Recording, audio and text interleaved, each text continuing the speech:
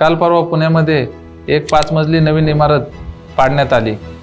त्यामुळे ग्राहकाचे करोडो रुपयांचे नुकसान झाले। हे नुकसान होऊ नये म्हणून काय केलं पाहिजे हे आज आपण समजून घेऊ। सदर बिल्डिंग ही एका बाजूला झुकली गेली कारणामुळे ती बिल्डिंग पाडावी लागली। ही बिल्डिंग एका बाजूला का झुकली गेली याच्या मागची काही कारणे अशी असावीत। कॉन्ट्रॅक्टरने पाया खोदताना हार्ड खडकापर्यंत म्हणजेच कडक खडकापर्यंत पाया खोदला गेलेला नसावा। तसेच ग्राहकाने कॉन्ट्रॅक्टरला कामाचा योग्य मोबदला दिल्या न कारणाने कॉन्ट्रॅक्टरने बांधकाम साहित्य हे निकृष्ट दर्जाचं वापरलं गेलेलं असावं।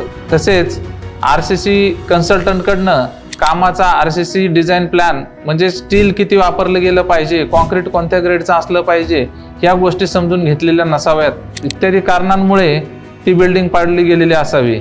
मी ग्राहकांना कळकळीने हीच विनंती करतो, घर बांधताना योग्य कॉन्ट्रॅक्टर निवडला गेला पाहिजे। तसेच लायसन्स RCC डिझायनरकडनं घराचा RCC डिझाईन प्लॅन बनवून घेतला पाहिजे। तसेच कॉन्ट्रॅक्टरला योग्य मोबदला देऊन कामाची गुणवत्ता सुधारित करून आपलं काम करून घेतलं पाहिजे। या सर्व गोष्टी घडावे नाही म्हणून मी ग्राहकांना एवढंच सांगेल, ग्राहकांनो सावधान व्हा, कॉन्ट्रॅक्टर चांगला निवडा। धन्यवाद।